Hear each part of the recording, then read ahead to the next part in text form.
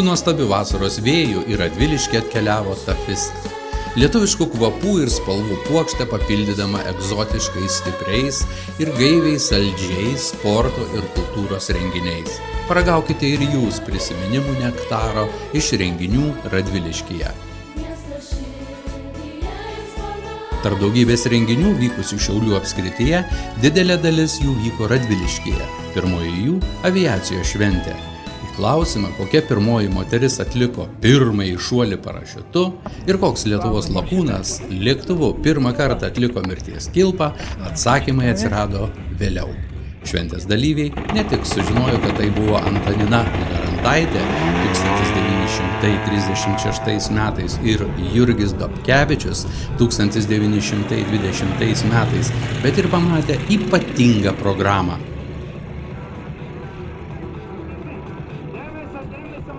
Šventės dalyvius pasveikino Radviliškio miesto vadovai. Šiandien minime pirmojo suvienytos Lietuvos valstybės valdovo kunigaikščio Mindaugo vainikavimo karaliumi šventę – Valstybės dieną. Sveikindamas Lietuvos valstybės dienos progą, kviečiu jūs visus į Lietuvos audinį įpinti savo meilę, pagarbą, tiesą, darbą bei išmintį, kurti valstybę, kurios garbingi piliečiai praturtintų, žavėtų ir įprasmintų nuolat besikeičiantį dabartinį pasaulį. Renginys skirtas 5-osioms Tafisa sportas visiems žaidynėms Šiauliai 2012 buvo pristatyta keletas aviacijos sporto šakų. Po trumpos mankštos šventė prasideda. Patiko labai baisu, bet labai gera. Verta bandyti, bandykit. Galvoji kitą ir dar kitą kartą? Tai be abejo, bandysiu ir šokinėsiu. Pirmą kartą buvau šokęs prieš porą metų, dėl to sugrįžau dar kartą šokti ir tikrai galvoju ne paskutinį kartą, nes tas dalykas, jeigu užkabina, tai jo negali paleisti, nes tas jausmas labai geras iš tikrųjų. Pakrauna nuotaiką, visi rūpesčiai, viskas dangui, viskas kitaip.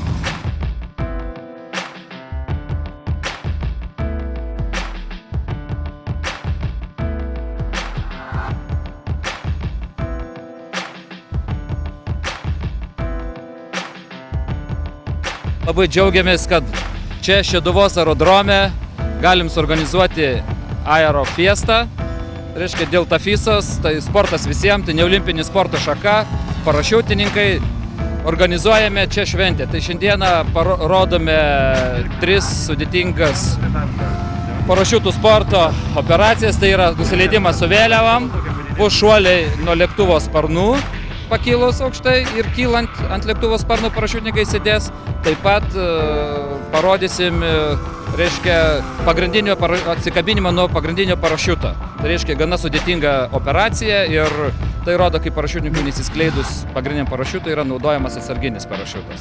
Nu ką, ir linkiu visiems šventės dalyviam čia ir mūsų parašiutininkam, kai mes sakom, tebūnie šuoliai saugos ir gražios šventės visiems.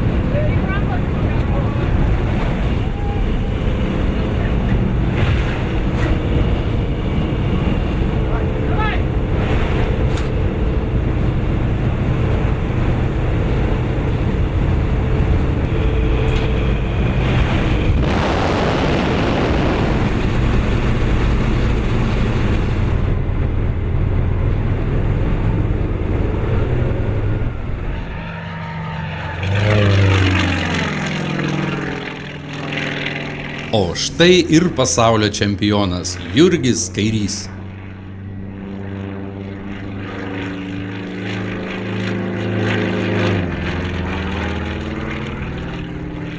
Liepa 6 valstybės diena.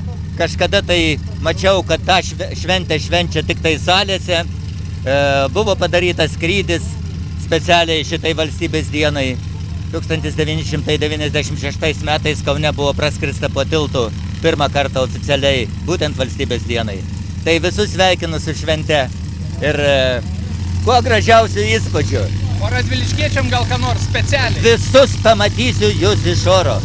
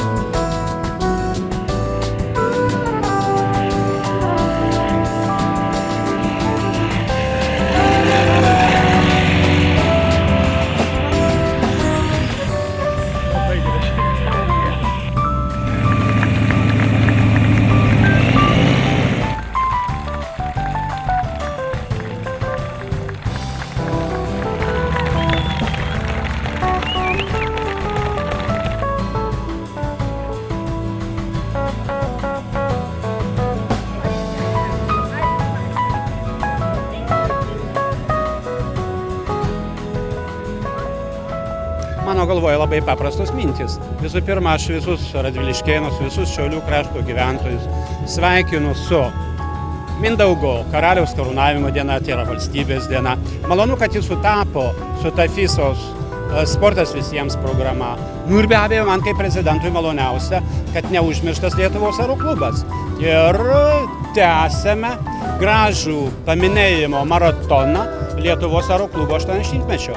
Tai reiškia, kad ir šiame krašte radviliškėnai, šiauliškiai, šeduviškiai arba šeduviai, kaip jie save gražiai vadina, dar jų širdyse gyvena Dariaus ir Girėno sparnuotų lietuvių dvasia.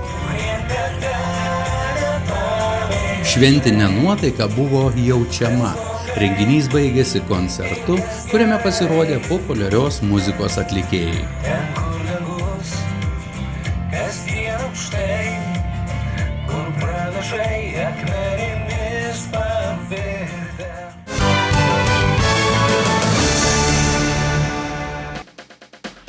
Liepos 7 dieną Radviliškio girininkijos miškuose bei Burbiškio dvaro teritorijoje vyko 11 atviras Lietuvos medkirčių čempionatas. Varžybose dalyvavo stipriausi medkirčiai iš Lietuvos, Baltarusijos ir Latvijos. Lietuvos medkirčiai žinomi pasaulyje. Medžio pjovimo rungtyje vertinamas medžio vertimo tikslumas, laikas, kelmo parametrai. Grandinės keitimo rungtyje svarbiausia laikas. Reikia kuo greičiau atsukti juostos veržles, nuimti grandinę ir pjovimo juostą, juostą apversti, uždėti kitą grandinę ir priveržti veržles. Po šios rungties dalyviui pjūklo tvarkyti neleidžiama ir reikia dalyvauti kitose rungtyse. Čia vyksta Lietuvos 11 atviras medkirčių čempionatas. Atviras dėl to, kad mes kviečiame ir kaimininę šalis. Ir šiais metais dalyvauna Latvijai, Baltarusijai, Estai dalyvauna. Čempionatas susideda iš 5 rungčių. Viena rungtis tokia gal, kur mažiau žiūrovai mato, tai yra medžių leidimas. Tačiau labai daug taškų. Tai yra daugiausia taškų galima surinkti.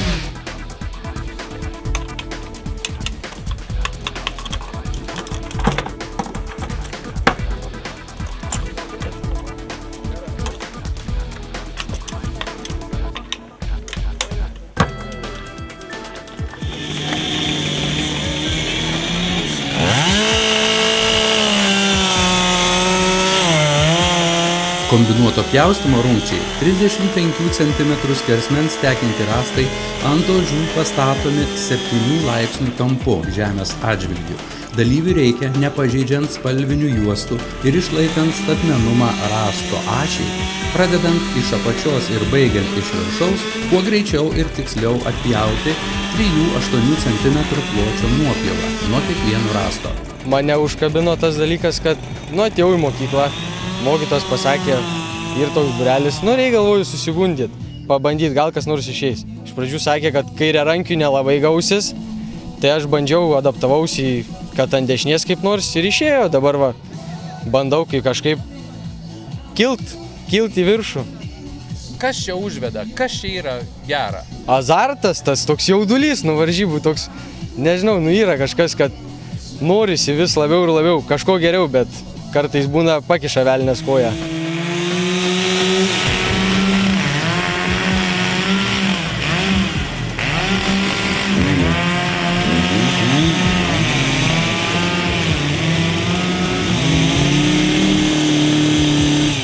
Tikslaus pjaustymo rungtyje reikia kuo greičiau ir tiksliau atpjauti 3,8 pločio nuopjovą nuo 2 tekintų rąstų apipiltų 3 cm storio juvenų sluoksniu.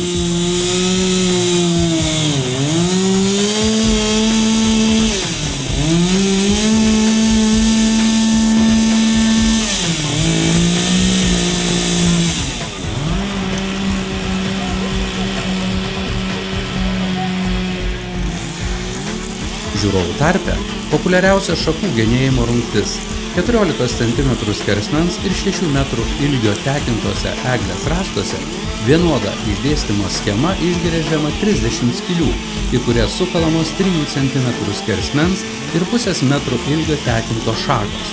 Dalyvis turi kuo greičiau, nepaliekant ilgesnių nei 5 mm šakų, taip pat nei pjaunant giliau nei 5 mm kamieno, nugenėti šakas. Po šios rungties ir paaiškėja čempionas.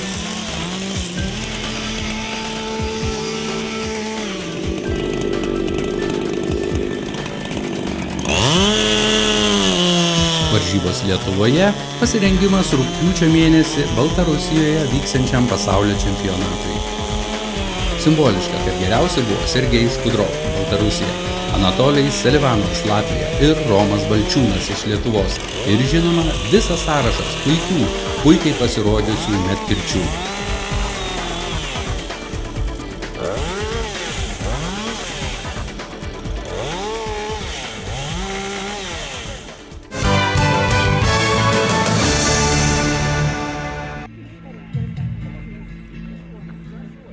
Liepos 6-ąją Nepriklausomybės aikštėje surengtas šventinis minėjimas Valstybės dienos proga. Minėti šią šventę 21 val. Rinkosi visa Lietuva. Ta proga kartu su susirinkusiais radviliškiečiais tautišką giesmę giedojo Radviliškio rajono savivaldybės administracijos direktorė Jolanta Margaitinė.